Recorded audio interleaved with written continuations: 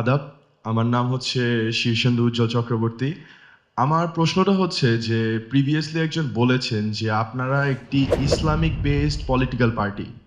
তো আপনাদের পার্সপেক্টিভে আমি জানতে চাচ্ছি যে বাংলাদেশের ধর্মীয় সংখ্যালঘু যে জনগণ রয়েছে, যাদেরকে আমরা মাইনরিটি বলি, তাদের নিরাপত্তা এবং তাদের সমান অধিকার প্রতিষ্ঠা এবং নিশ্চিত করায় আপনাদের পয়েন্ট অফ ভিউটা কি?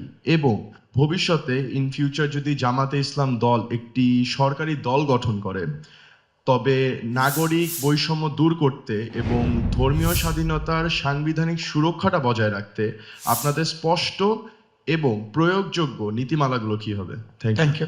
উনি একটা কনসার্ন এক্সপ্রেস করেছেন যে বাংলাদেশে মুসলমানরা হলো সংখ্যায় মেজরিটি, যদি আমরা ধর্মের দিক থেকে বিবেচনায় নেই। এখানে আরও অন্যান্য ধর্মের লোকেরা আছে যাদেরকে উনি বলেছেন যে বলা হয় মাইনরিটি। প্রথম কথা হলো আমরা কোনো মেজরিটি মাইনরিটি স্বীকার করি না।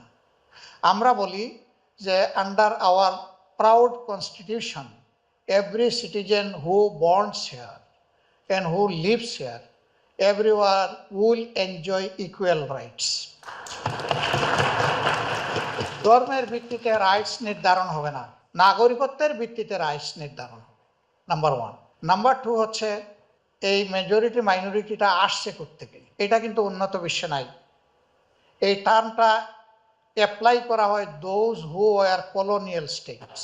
সাম্রাজ্যবাদের অধীনে যে দেশগুলা ছিল, যেগুলাকে কলোনি রাষ্ট্র বলা হয়, we are one of them. এই ধরনের দেশে এগুলাকে জিয়ে রাখা হয়েছে। এইভাবে ধর্মে বর্ণে ভাষায় যদি মানুষের মধ্যে ফ্রিকশন এবং মুখামুখি থাকে, তাইলে আমরা কিভাবে একটা ঐক্যবদ্ধ জাতি করব? আমরা এই জায়গাটাকে সমতলে নিয়ে আসতে চাই, এই চিহ্নটা আমরা মিটাই ফেলতে চাই। আমি যেমন পছন্দ করব না যে কেউ কারোর ধর্মীয় বিধান আমার উপর জোর করে চাপায় দেব, অথবা আমাকে তার ধর্মে যাইতে বাধ্য করুক। আরেকজন কেন সে সহ্য করবে? এখানে পজিশনটা হতে হবে সেফ, সিকিউরড অ্যান্ড ইকুয়াল। আমরা এটা অ্যাকসেপ্ট করব। এবারকার এই পরিবর্তনের পরে আপনি একজন সেন্সিবল নাগরিক হিসাবে আশা করি লক্ষ্য করেছেন, আমরা মসজিদও পাহারা দিয়েছি, মন্দিরও পাহারা দিয়েছি, মঠও পাহারা দিয়েছি, গির্জাও পাহারা দিয়েছি। আমাদের দেশে এই 4 ধর্মের লোক আছে।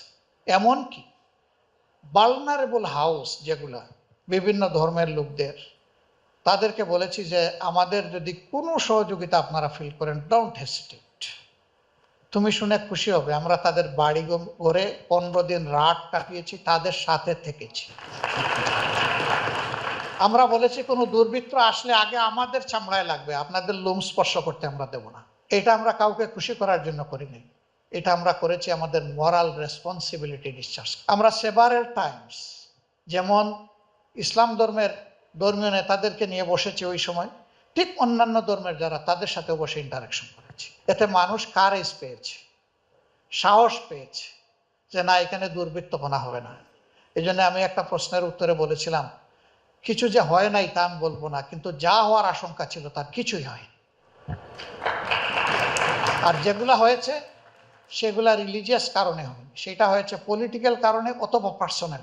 কেউ কেউ ওই সময় পার্সোনাল গ্রাসটা মেটানোছে, বেনিফিট নিয়েছে আনডেও।